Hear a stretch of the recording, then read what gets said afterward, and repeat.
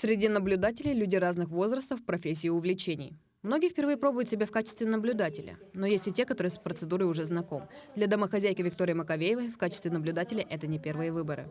8 по 10 сентября 2023 года голосование пройдет на главу Республики Саха-Якутия, народных депутатов, глав районов и депутатов представительных органов местного самоуправления Республики Саха-Якутия.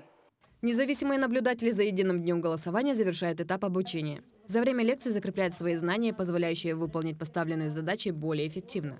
Семинар проводится каждый день. Тренеры объясняют, как наблюдателям вести себя в разной сложной ситуации на избирательных участках. Я ежегодно голосую на выборах, потому что это наш долг, гражданский долг. Напомним, что обучение наблюдателей организует Общественная палата Якутии. По завершении семинара вручит каждому наблюдателю сертификаты. Алина Ариносова, Иван Саракаумов, Якутск.